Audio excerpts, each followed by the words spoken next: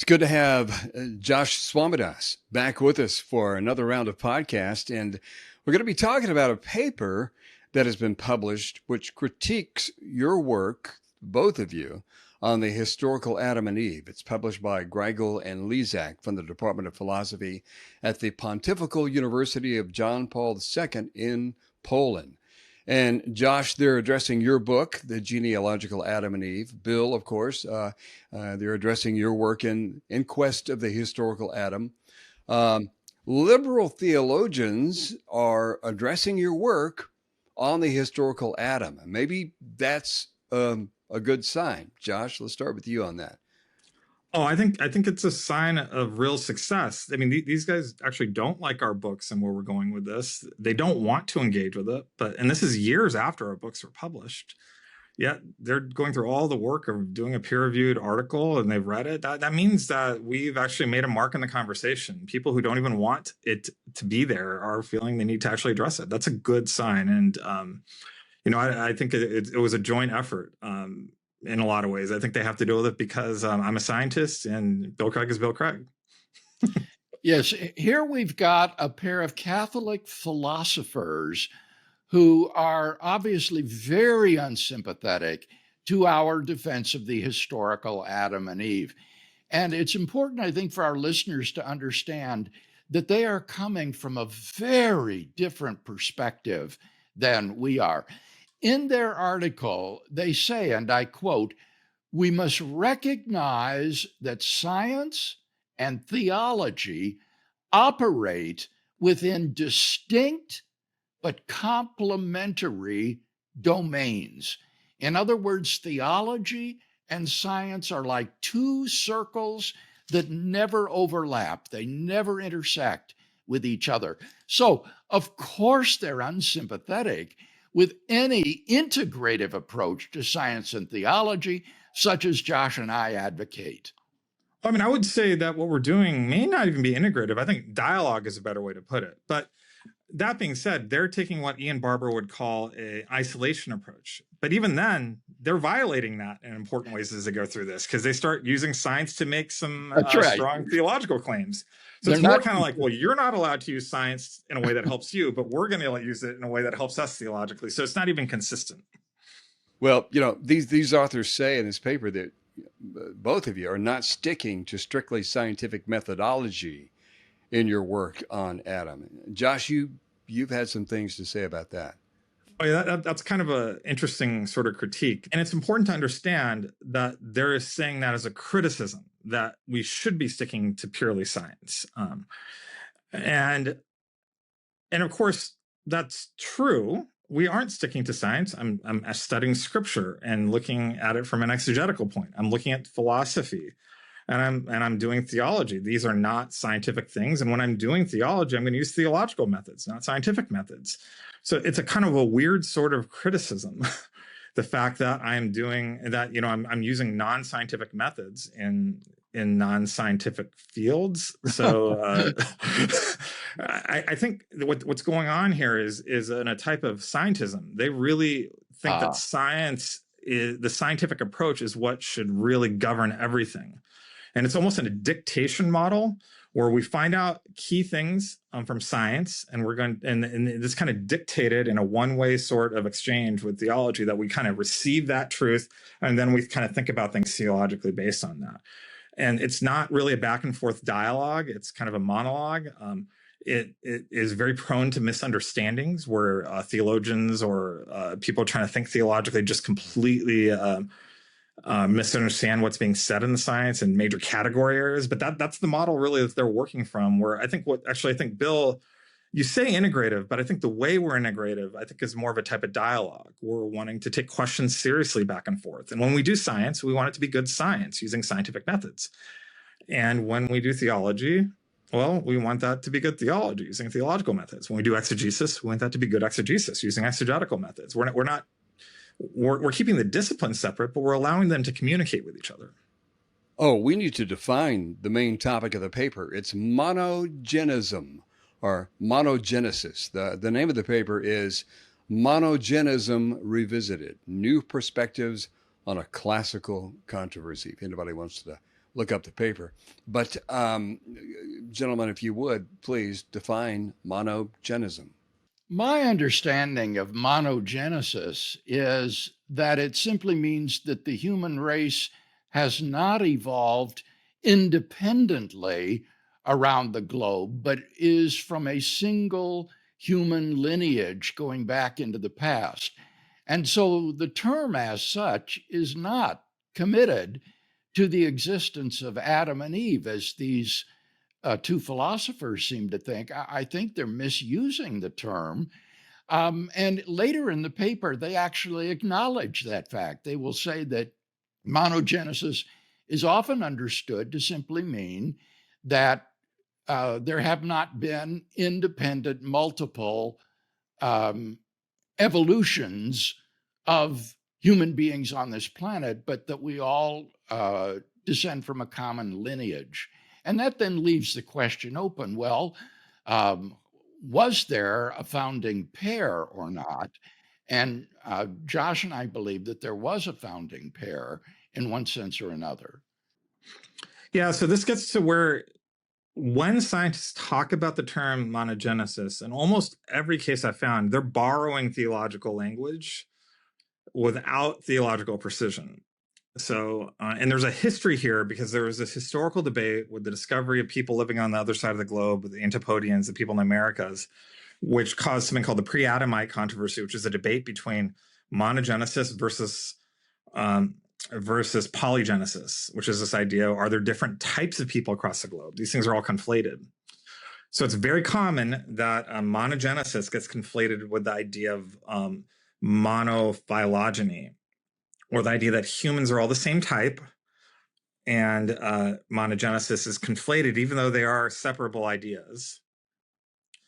And polygenesis is often conflated with the idea that there's multiple different types of people across the globe. And so that's an idea that's rejected by science.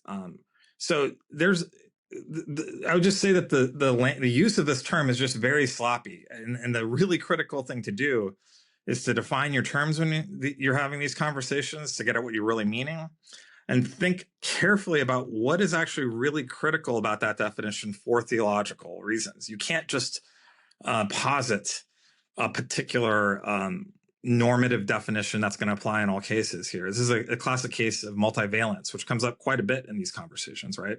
To follow my own advice, let me just give you what my definition is, a type of mere monogenesis, and how Bill extends that a bit, like many other theologians do. And that's kind of where some of the debate is too. I think what monogenesis means theologically and historically, it's important, that I feel it's important to preserve too, is this notion that we all descend from Adam and Eve in the current theological era, meaning, since the theological era that Jesus inaugurates, everyone alive during that period across the entire globe descends from Adam and Eve. Now, Bill Craig and some other theologians would want to extend that back too, saying that everyone in the past that's fully human, or it's a biological human, if they were fully human, biological in the past on Earth, then they would also be a descendant of Adam and Eve. I don't think that that's necessary, but that would be an extension or a broader or a definition of monogenesis than I would use. But that's what we're meaning by the term in this context of this conversation. The first line of the paper says that your work, both of you, is part of an attempt to, quote, reconcile evolution with original sin, end of quote. So is that accurate? And Bill, you may want to have a crack at that. Yeah, that was an eye roller for me. I don't know how you felt about it. Well, this was honestly one of the first indications I had that these gentlemen had not really read In Quest of the Historical Adam, which is one of the targets of their criticism. In the very first chapter, I explained in some detail why I do not think that the doctrine of original sin provides any motivation for the study of the historical Adam. And so I was just amazed to see them attributing this view to me, since I had repudiated it. Yeah, I would go on to that. I mean, I would say this comes off a bit like an ad hominem. So they're trying to say that we have a motivation So our reasoning is motivated, so it can't be trusted. That comes up several times, except for the motivations they attribute to us are just not accurate. I mean, Bill, you reject original sin. And it seems like a pretty important point to note if that's what they're going to say you're trying to do is maintain it. As for me, I'm very clear about my motivations. It's really honesty and rigor in explaining how science interacts with these religious beliefs. And even when I was engaging with you on your work, Bill, I told you very early on in no uncertain terms that if I found evidence against your position, I was going to be truthful about that publicly. And if that was difficult, I'm sorry, but I have this obligation to be truthful about this. And for me, it wasn't about what I personally believe. I think they can recognize themselves that there are people out there that they think are wrong, but they exist that think that universal descent from Adam and Eve is important and think that original sin is important. And I just think that those people deserve, whatever my personal views are, I think they deserve an honest, rigorous, fair account of what science actually says that might or might not impinge on their account. That doesn't make me motivated. It means that I might actually be really clear, and actually I have been clear in certain views involving original sin that I don't think are consistent with science. So it's not that I'm trying to preserve it. I'm just trying to be truthful and rigorous in my scientific work and how to interact with this theological question. You know, I find it surprising that they accuse both of you, your work, as being nothing more than creation science in disguise, that you're attempting to smuggle in your religious views. I find it surprising because that's kind of an internet atheist meme, you know, that you're just trying to sneak it in, sneak in your views and dress it up, you know, in scientific terms and things like that. And it doesn't belong in a scholarly paper like that. It's kind of ad hom. But in the introduction of the whole paper, they write that, quote, to provide biological arguments in favor of the historicity of Adam and Eve may qualify as a rebirth of classical creation science, mainly because Genesis 1 through 11 is sapiential rather than historical, and theological attempts to preserve a literal Adam and Eve rest on an outdated view of Revelation as mere information transfer. Okay, a lot of terms there. This outdated view of Revelations and things like that. So, gentlemen, have at it. This is one of the glaring weaknesses of their article. Roughly half of In Quest of the Historical Adam is devoted to a study of the literary genre of Genesis 1 to 11. And these gentlemen classify those chapters as sapiential literature. In other words, wisdom literature, like the book of Proverbs or the book of Ecclesiastes. I can confidently tell you that no Old Testament scholar in the world thinks that these chapters are wisdom literature. So these two fellows simply pass over in silence my lengthy genre analysis. Again, I don't think they really read the book. I think that there's two issues to address here. One is the scientific claims that they're saying. Another one is what they're saying about like our theology. First of all, they're saying that we're smuggling our religious beliefs into this. That's just not true. We've been very upfront and clear about what we're doing. And they say that we're trying to offer scientific arguments for Adam and Eve. That's just not true. I didn't offer a single scientific argument for historical Adam and Eve. I just explained how it's possible. It's not support that shows that they were real people, just that it's possible. There's no evidence against it. And so, and the same I would say is true for you, Bill. Like, we don't have positive evidence that shows that Adam and Eve are real. We weren't even trying to do that. We were told that the scientific evidence is against it. And so we wanted to see if that was true.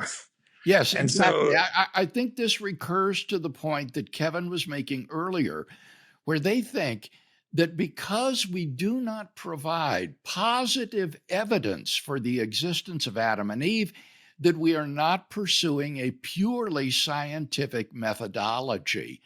And that project, I think, is simply misconceived. You could never prove scientifically the existence of this founding couple. What you can do is look at the scientific evidence and see if it rules out or inclines against the existence of such a couple. And it's your claim and mine as well that the existence of a historical Adam and Eve is entirely consistent with the best evidence of contemporary science. As is a no Adam view, too. That's also consistent with the scientific evidence. So we're not offering arguments for historical Adam. And this is a very strong contrast with creation science. So creation science is usually trying to provide strong arguments why like the non-creation view is false. They have evidence against it. We're not purporting to do that. And I mean, so it comes down to, I think, a fundamental misunderstanding of what our task is here. So that's a scientific issue. And then on the theological or scriptural issue, I agree with you. I mean, I think they don't want to read Adam and Eve as real people. In that sense, they're kind of speaking out of that modernist tradition mm-hmm. that we've been talking about with the Scopes trial and other things. And that's really what's motivating them. And they really want to have, as part of that tradition, is this scientific claim against Adam and Eve. And they want science to have a role in their theology that way. But they don't want it to be legitimate to question the scientific legitimacy of that challenge. Let's go to this next section of the paper. They write, quote, genetic evidence and biological evidence points to a population-oriented emergence of our species. With modern genetics in hand, one no longer needs to rely on mere comparison of the morphology of organisms to establish their descendants. Considerable biological evidence rendering monogenism untenable has already been presented by Ayala and his collaborators, end of quote. So, Josh, they think it's a closed case. Yeah, so this is an example where I don't know. I mean, this is just very sloppy because we, both Bill and I, directly address this issue of large population sizes. We show in both of our books very clearly that they're making a logical categorical error. It's a category error by thinking that because the population was large in the past, that we can't all descend from Adam and Eve. And so, you know, it's just hard to read that and take it seriously. Moreover, there's major limitations on those claims that we've detailed. And I think the reference to Ayala is a really clear tell. So I'm not going to get into the detail right now in Ayala's argument, except to say that it's addressed directly in Bill Craig's book and articles I've written, not in my book, but definitely in Bill Craig's book by name. And he cites my work where we look at that closely. And so, you know, if they were to say Ayala has presented these arguments, and this is how Bill Craig and Swamidass address it, and this is why they're wrong, that would be a valid sort of argument that we could then take and respond to. What they've done instead is they've cited people that we've engaged directly to show why they're wrong. And frankly, I'll tell you, most scientists who've studied this think Ayala was way beyond the science in that article too. It is not consensus science, what Ayala wrote. He's just cited that almost as a quote mine without addressing or acknowledging the fact that we've dealt with this in detail. This is the point where I am very tempted to call it just pseudoscience. This is not, at minimum, it is sloppy. It is certainly not rigorous, but I'm honestly tempted to call it pseudoscience. This is just not good scholarship. They get into theology next. Is it quoting here, the first line of argumentation in challenging the historical authenticity of Adam and Eve comes from theology. In particular, this concerns two aspects. One, contemporary exegesis of the book of Genesis, and two, reflection on the nature of the theological language and examples of contemporary literal interpretations of the scripture. The literary style of the first 11 chapters of Genesis, often referred to as biblical prehistory, indicate its sapiential and timeless rather than historical nature. These stories presented are elaborate metaphors drawing their mythical elements from Near Eastern mythology and so on. Bill, it sounds like they are embracing a mytho-historical view. of some kind? No, let me address both the points they make here, Kevin. First, the contemporary exegesis of the book of Genesis. These gentlemen think that Genesis 1 to 11 is wisdom literature. And that is a catastrophic misclassification of this literature. Moreover, they completely ignore the fact that I myself argue at length for a metaphorical and figurative reading of these narratives. I think they concern real people and events, but are described in the figurative and metaphorical language of myth.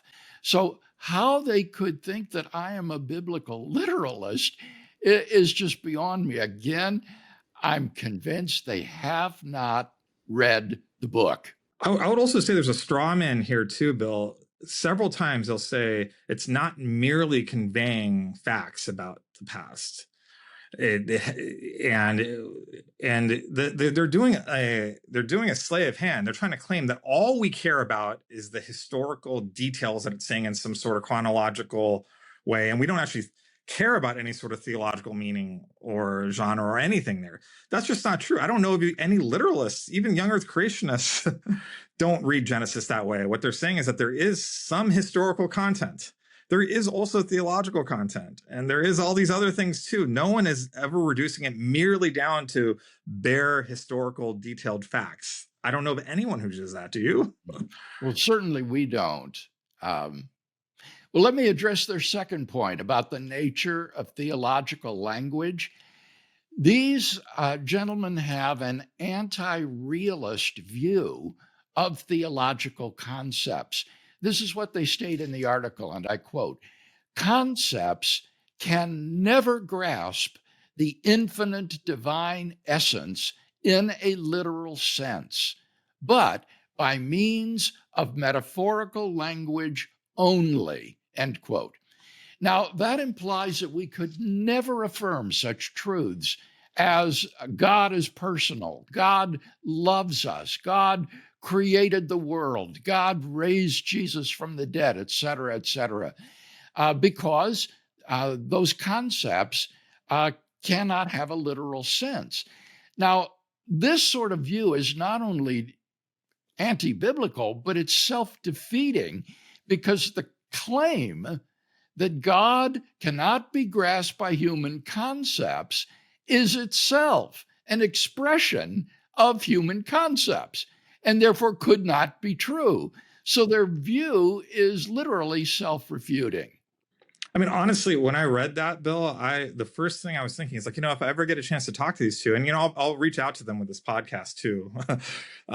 I honestly wonder if they affirm the physical resurrection of Jesus, because it seems like their criticisms of historical Adam would apply just as directly to that.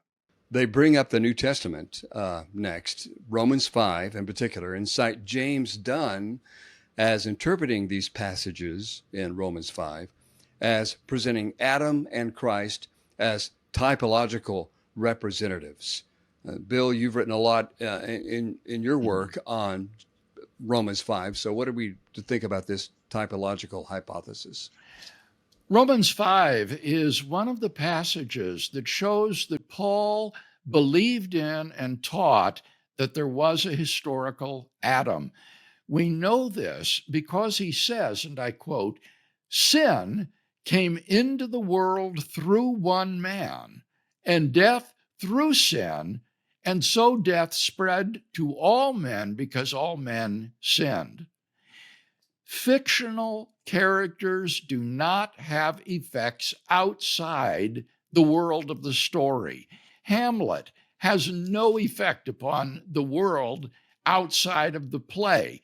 But Paul sees causal effects outside the story world as a result of Adam's sin.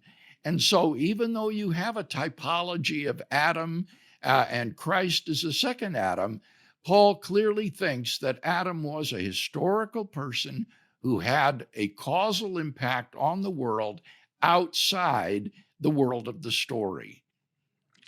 So I want to make a distinction here that could be easily missed. what I think you're describing, Bill, is that there's a historical fall, but not necessarily original sin. So a lot of Christians there's a lot of debate about original sin, if there should be original sin or not. Certain important traditions in the church just don't have that term in it. They don't really affirm that. But it's fair to say mere Christianity includes a notion of a historical fall of some sort. Yes, And I'm glad for the chance to clarify that.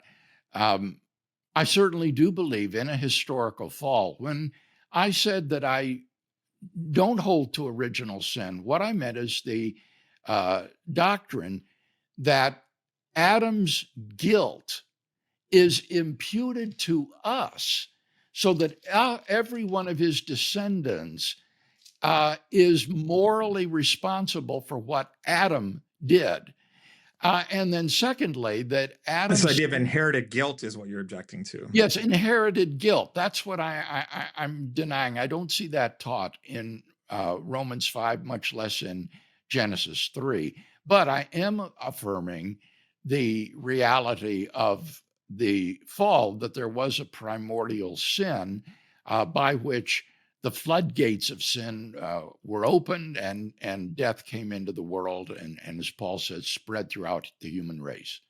I mean, this is important, an important distinction, that because you look at C.S. Lewis. Sometimes he's put up as an example person who didn't affirm a historical Adam and Eve.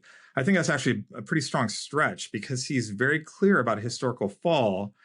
He's trying to make as much space as possible, but he's okay with it potentially being a larger group than a single individual that fell. But he's still affirming a historical fall. That's actually deeply offensive to a particular strand of liberal theology, right? This idea that we're sinful and that we need a savior in that sense. That's actually what's underlying the strong opposition to it, and it really requires you to tell the story of the gospel in a very different way, and that's why it's something that most Orthodox Christians just reject. Well, they really throw down the gauntlet in this next paragraph. Quoting here, what is most relevant to the current discussion is that the metaphorical nature of biblical prehistory makes it interpretively open. Consequently, the interpretive flexibility allows the use of science to verify which aspects of the literal text do not constitute part of the unchanging deposit of faith. Based on the presented arguments, it can be asserted that contemporary exegesis of the book of Genesis does not support the historical authenticity of Adam and Eve. So, Bill, it's pretty much ruled out. This is the great irony of their article.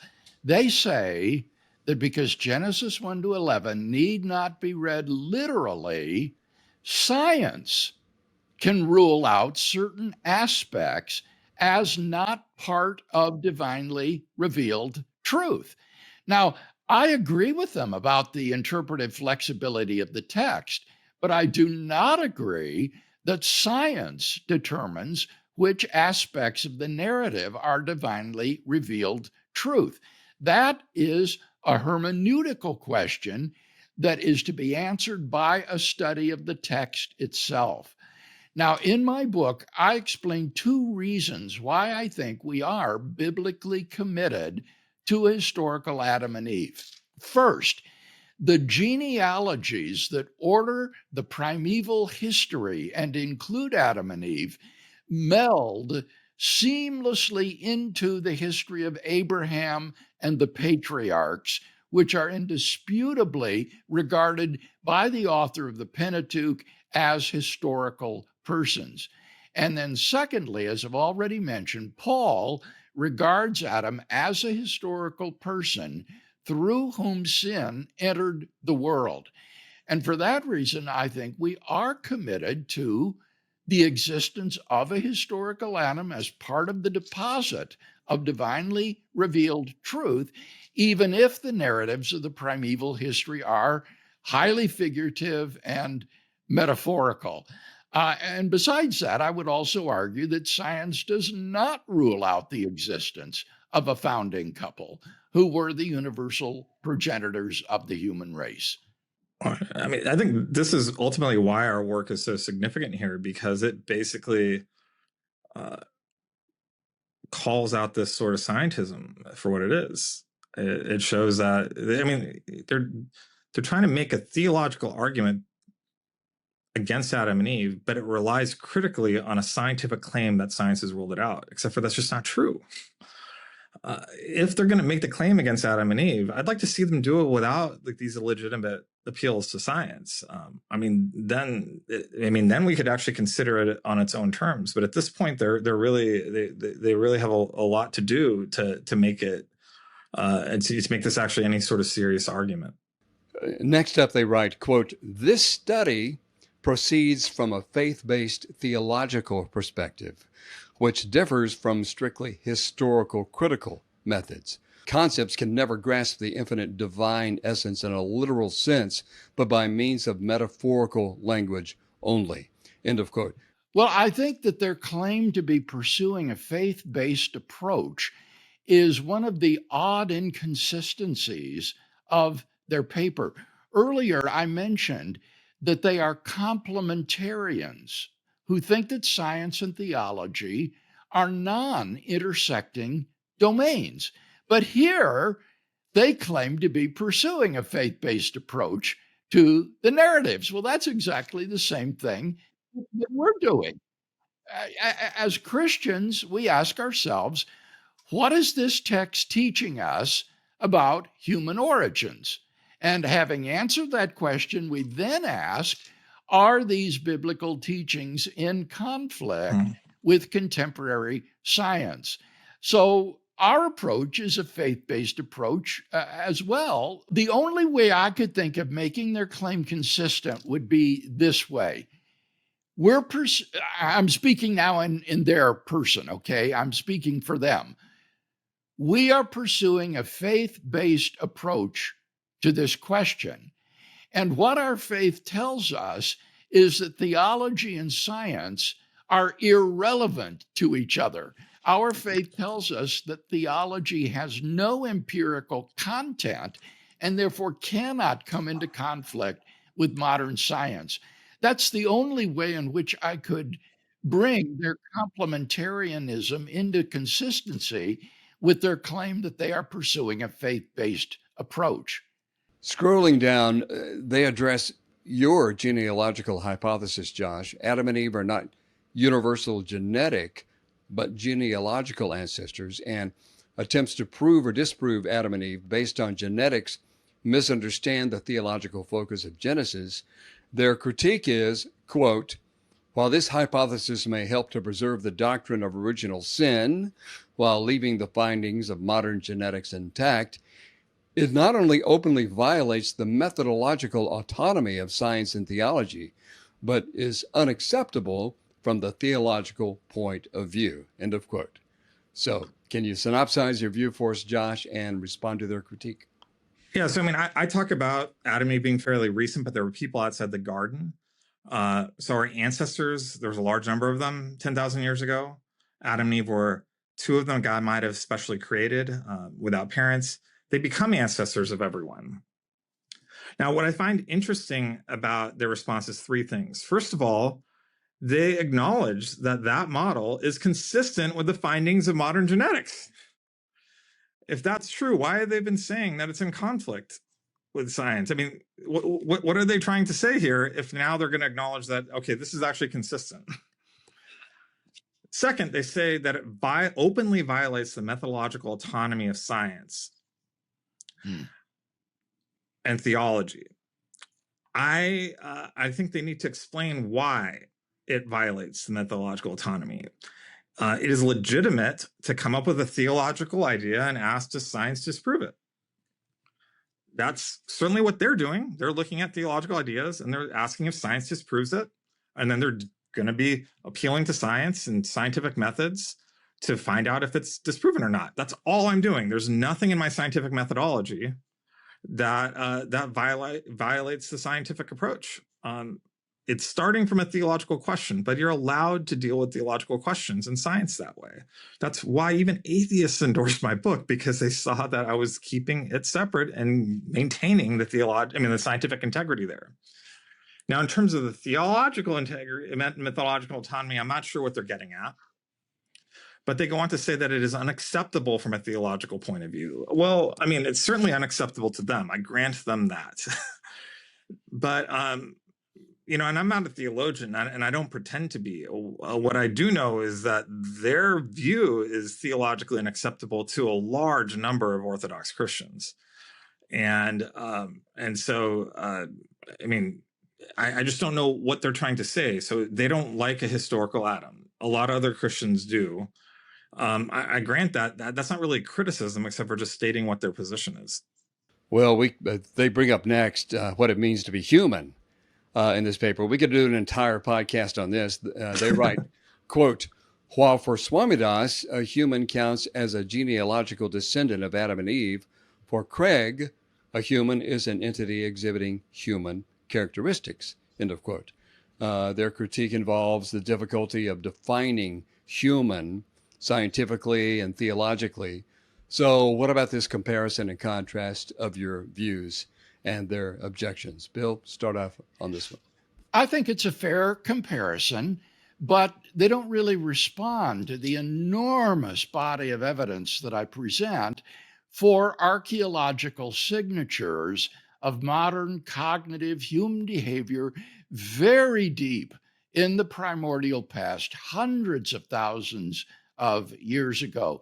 They simply pass over that in silence. Yeah, I'd actually say this is a place where they're pretty close to being correct in representing us. Though I would just say that when I say that human is a genealogical descendant of Adam and Eve, I'm meaning that for the purpose of understanding the doctrine of monogenesis. I think it's entirely legitimate to talk about human in other ways too, and I would say the people outside the garden are fully human, for example. Further down, they write, quote, although the views of Swamidass and Craig on the origin of Homo sapiens are not explicitly opposed to science, they do not fully align with this methodological framework either. Rather than making positive scientific claims, they attempt to accommodate theological positions within existing scientific findings, arguing that a literal reading of scriptural passages remains possible. End of quote. All right. So is this an accusation of accommodation or concordance here? Here is another inconsistency in the paper. They claim to be pursuing a faith-based approach to contemporary science, and yet they criticize us for taking a similar approach. They think that we need to be looking for positive evidence for a historical Adam rather than asking whether the biblical postulation of a historical Adam is consistent with the scientific evidence. There's nothing the matter with our faith-based approach of saying the Bible teaches the historicity of Adam and Eve, and then looking objectively and honestly at the scientific evidence and concluding that this hypothesis is perfectly consistent with contemporary science. I mean, let's also add, too, that they seem to be thinking and we're concerned about the origin of Homo sapiens. That's neither of us are really talking about that, are we, Bill? I'm not. Yeah, I'm not either. I think that they've really misunderstood a pretty important thing. And of course, our views don't fully align with science's methodological framework because our views about Adam and Eve, at least, are beyond just merely science. Before we conclude, I do want to get to this accusation that you're just doing God of the gaps, the two of you. They write, quote, to propose that human cognitive capacities arose through supernatural intervention not only lacks empirical grounding, but also disrupts the internal coherence of scientific explanation. Such claims ultimately remove human origins from an interconnected framework and instead position theological affirmations as scientific hypotheses. This is an evident instance of God of the gaps, where theological assertions fill in the gaps of scientific knowledge rather than providing justification of why scientific knowledge is possible at all. End of quote. And Bill, we've talked about God of the gaps a lot. Are you doing God of the gaps here? I think this is nothing more than a smear tactic, Kevin. Neither of us is trying to infer the existence of a historical Adam from gaps in the scientific evidence. Quite the contrary. We assume the biblical postulation of a historical Adam and Eve and then ask whether this is consistent with the best scientific evidence of paleoanthropology, genetics, and paleontology. So this approach doesn't even bear a ghost of a resemblance to God of the Gap's reasoning. Not only that, it's exactly what they're doing. They're saying people think about a historical Adam and Eve. Is that consistent with science? And they think that it's not somehow, but we're asking them to show us what that evidence is. I mean, it's almost as if we don't agree that there's a conflict with science, there's going to be a big philosophical problem.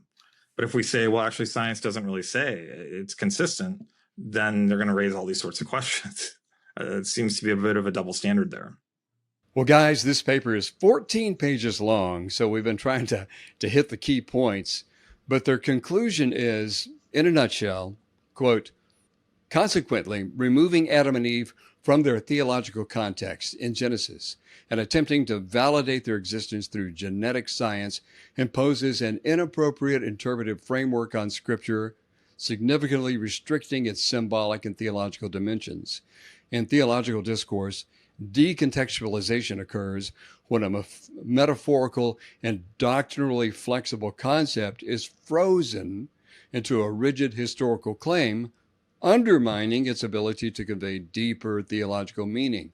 Literalizing the figures of Adam and Eve does not preserve biblical revelation, but rather misreads its theological language, which was never intended as a biological or historical claim in the first place.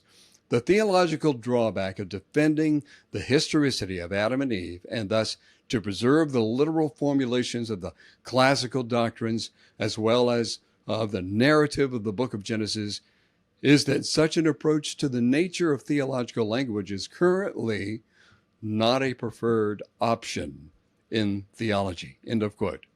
And that's a mouthful. It seems like offering anything on an historical Adam and Eve does not fit the current theological consensus. Yeah, Kevin, contemporary theology is scared to death of modern science and therefore denies that theology has any empirical consequences. In this way, they hope to prevent the falsification of their theology by coming into conflict with science. But in so doing, they have also made their theology irrelevant to the real world in which we live. Well, let me add one point to that, too. So they say the consensus in theology. I think it really depends what type of theologians you're talking about. If you're talking about evangelical theologians that affirm the Lausanne Covenant or in the resurrection of Jesus, I would actually suggest that the consensus is on a historical Adam and Eve.